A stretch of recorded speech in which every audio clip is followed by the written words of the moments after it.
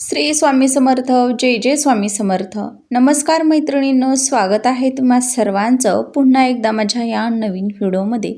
स्वामींच्या कृपेनं तुमच्या मनातील प्रत्येक इच्छा मनोकामना ही लवकरात लवकर पूर्ण होत हीच स्वामींच्या चरणी प्रार्थना करून आजच्या या नवीन सुंदर व्हिडिओला सुरुवात करते. तर येणाऱ्या मराठी नवीन वर्षाच्या तुम्हाला माझ्याकडून खूप खूप शुभेच्छा. येणारं नवीन वर्ष तुम्हा सर्वांच्या आयुष्यामध्ये सुख समृद्धी वैभव ऐश्वर्य घेऊन येवोत हीच प्रार्थना. तर बघा, दरवर्षी चैत्र शुद्ध प्रतिपदेचा दिवस हा गुढीपाडवा म्हणून साजरा केला जात असतो. हिंदू नवीन वर्षाचा पहिला दिवस. तसेच हा दिवस जो आहे तर तो बघा 3.5 मुहूर्तांपैकीच एक असलेल्या या दिवसाचं महत्त्व काय असणार आहे, या दिवशी आपण काय केलं पाहिजे, त्यासोबतच काय करणं या दिवशी टाळावं, कोणत्या चुका आपण या दिवशी करू नयेत, या पूजेचा शुभ मुहूर्त काय असणार आहे, गुढी कशी उभारावी, गुढीची पूजा करताना कोणतं साहित्य आपल्याकडे असायला हवं, गुढीला साडी नेसवण्याचे जे रंग आहेत तर ते कोणते शुभ रंग आहेत, या दिवशी कोणत्या रंगाचं वस्त्र परिधान करू नये, कोणत्या गोष्टी या दिवशी करू नयेत, त्यासोबतच या दिवशी आपल्याला आपल्या घरातून या ज्या काही 3 वस्तू मी आज या व्हिडिओमध्ये तुम्हाला सांगणार आहे तर त्या चुकूनही या दिवशी आपण कोणालाच देऊच्या नाहीत किंवा देऊ नका, नाहीतर आपल्याला त्याचे वाईट परिणाम हे भोगावे लागतील. घरात दुःख दारिद्र्य भोगावं लागेल. आपल्यावरती लक्ष्मी नाराज होऊन आपल्या घरातून काढता पाय घेईल. याचीच संपूर्ण माहिती म्हणजेच गुढीपाडव्या सणाची संपूर्ण माहिती आज आपण या व्हिडिओमध्ये पाहणार आहोत. त्यामुळे तुम्ही हा व्हिडिओ कुठेही स्किप न करता शेवटपर्यंत नक्की पहा, कारण की अतिशय महत्त्वाची माहिती मी या व्हिडिओमध्ये देणार आहे. त्यामुळे तुम्ही जर हा व्हिडिओ कुठे स्किप केला तर याविषयीची संपूर्ण माहिती तुम्हाला मिळून जाणार नाही. त्यामुळे तुम्ही हा व्हिडिओ कुठेही स्किप न करता शेवटपर्यंत नक्की पहा. त्याचबरोबर या दिवशी कोणते शुभयोग तयार झालेले आहेत ते देखील आज आपण या व्हिडिओमध्ये पाहणार आहोत. तर बघा, गुढीपाडवा हा केवळ आपल्या घरांसमोर गुढी उभारणे नाही तर विजयाचं प्रतीक आहे. वाईटावर चांगल्याचा विजय म्हणून हा दिवस किंवा हा जो सण आहे तर तो प्रत्येक वर्षी साजरा केला जात असतो. जेव्हा भगवान श्रीराम बघा 14 वर्षांच्या वनवासासाठी गेले होते आणि 14 वर्षांचा वनवास भोगून प्रथम अयोध्येत परतले होते, तेव्हा तेथील अयोध्यावासियांनी त्यांच्या स्वागतासाठी गुढ्या उभारल्या होत्या अशी धार्मिक कथा आहे. आणि म्हणूनच तेव्हापासून गुढीपाडवा या सणाची सुरुवात झाली. गुढीपाडवा हा सण विजयाचे समृद्धीचे प्रतीक आहे. या दिवसापासूनच बघा झाडांची जुनी पिवळी पाने गळून नवीन पालवी झाडांना फुटत असते.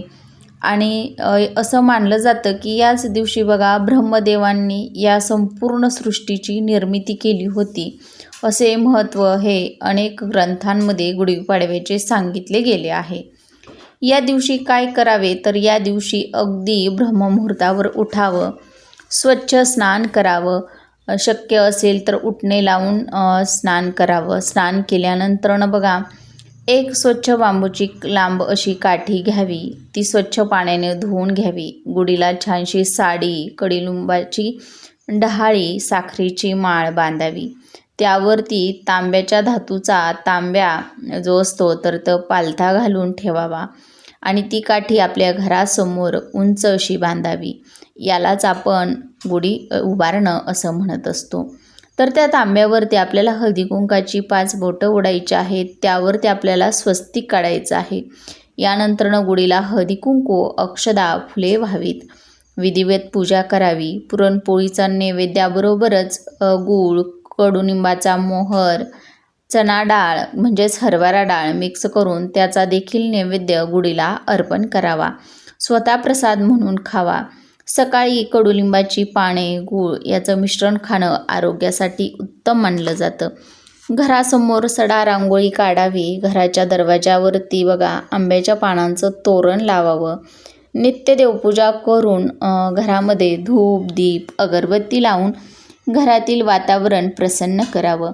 नवीन मराठी वर्षातील पहिला दिवस असल्यामुळं या दिवशी नवीन कामाची सुरुवात ही करावी, नवीन संकल्प करावेत. या दिवशी काय करू नये बघूयात.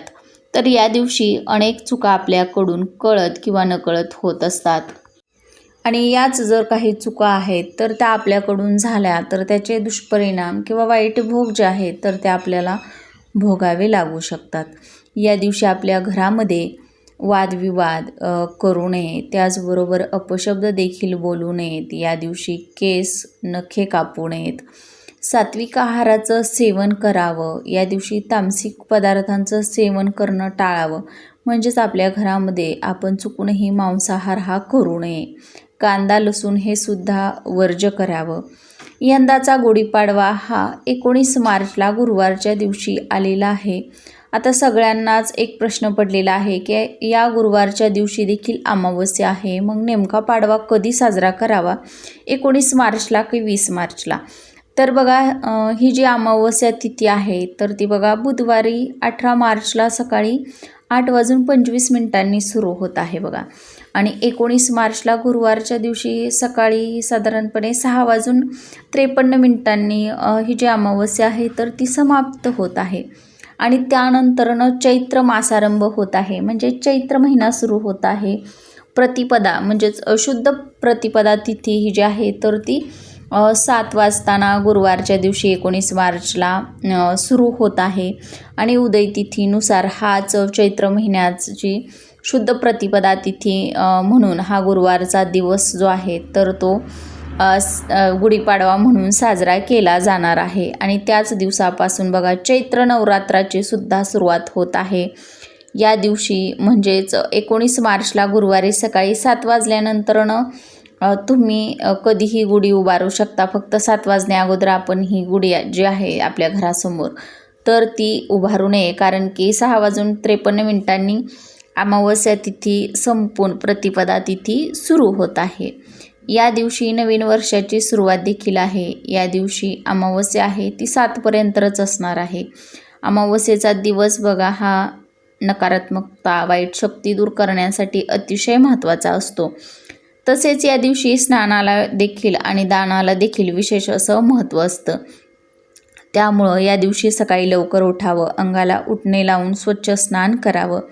अमावस्या बघा आपल्या पितरांना देखील समर्पित असते, तर या दिवशी मनोमन आपल्या पितरांचं स्मरण करावं. शक्य असेल तर या दिवशी नवीन वस्त्र, अन्नदान हे आवर्जून करावं. या दिवशी उंबरठ्याची देखील विधिवत पूजा करावी, कारण की मुख्य दरवाजाचा उंबरठा हा आपल्या घराचं सर्वस्व असतो. म्हणून अशा सणावारांना आपण उंबरठ्याचं जे पूजन आहे तर ते न चुकता करावं. देवांची देखील पूजा आपल्याला 7 नंतरनच करायची आहे. या दिवशी तांबडा, केसरी, लाल, हिरवा हे जे रंग आहेत तर ते अत्यंत शुभ आहेत आणि या रंगाची साडी आपण गुढीला बांधावी. आता बघा कोणत्या वस्तू आपल्याला आपल्या घरातून बाहेरच्या व्यक्तीला द्यायच्या नाहीत. तर या दिवशी बघा आपण आपल्या घरामध्ये काही ज्या वस्तू आहेत तर ते खरेदी करून आणणंसुद्धा शुभ मानलं जात नाही. त्यामध्ये लोखंडाची भांडी असतील, अवजारे असतील, ते सुद्धा खरेदी करणं टाळावं किंवा इतर व्यक्तींना देणं देखील टाळावं. यामुळे शनीचा प्रभाव जो आहे तर तो वाढतो आणि त्यामुळे आपल्याला अनेक अडचणींचा सामना जो आहे तर तो करावा लागू शकतो. त्यासोबतच बघा धारदार किंवा टोकदार वस्तू म्हणजेच सुरी, चाकू, कात्री या देखील आपण खरेदी करून आपल्या घरामध्ये आणू नयेत. त्यासोबतच काचेच्या वस्तू, काळे कपडे किंवा चामड्याच्या वस्तू देखील या दिवशी खरेदी करून आपल्या घरामध्ये आणू नयेत किंवा इतर व्यक्तींनाही देऊ नयेत. याच दिवशी बघा मीठ किंवा पैसे जे आहेत म्हणजे उसने एखादे कोणी वस्तू मागायला आलं म्हणजे मीठ हे लक्ष्मीचं कारक आहे, लक्ष्मीचं प्रतीक आहे. आणि हे मीठ जर आपण इतर व्यक्तीला दिलं तर आपल्या घरातून लक्ष्मी ही आपली जी आहे तर ती त्या व्यक्तीच्या घरामध्ये जाऊ शकते. त्यामुळे चुकून पण मीठ जे आहे तर ते इतर व्यक्तींना देऊ नये. त्यासोबतच या दिवशी पैशांचे आर्थिक व्यवहार जे आहेत तर ते देखील करणं टाळावं किंवा इतर व्यक्तीला उधार पैसे किंवा उसने पैसे देणे देखील टाळावं. त्यासोबतच या दिवशी बघा नवीन वस्तू म्हणजेच वाहन खरेदी किंवा सोने चांदीची खरेदी किंवा नवीन घर खरेदी ही जी शुभ कामं आहेत तर ती या दिवशी करणं अतिशय उत्तम राहतं. कारण की गुढीपाडवा जो आहे तर तो 3.5 मुहूर्तांपैकी एक मानला जातो आणि संपूर्ण दिवस जो असतो गुढीपाडव्याचा तर तो अतिशय शुभ असतो. या दिवशी आपण कोणताही मुहूर्त न पाहता या दिवशी ही जी कामं आहेत तर ती करू शकतो. तर ही जी माहिती होती तर ती अतिशय महत्त्वाची माहिती मला तुमच्यापर्यंत पोहोचवायची होती. तर ही माहिती तुम्हाला आवडल्यास लाईक करा, शेअर करा. जास्तीत जास्त लोकांपर्यंत शेअर करण्याचा प्रयत्न करा म्हणजे ही माहिती जास्तीत जास्त लोकांना मिळून जाईल.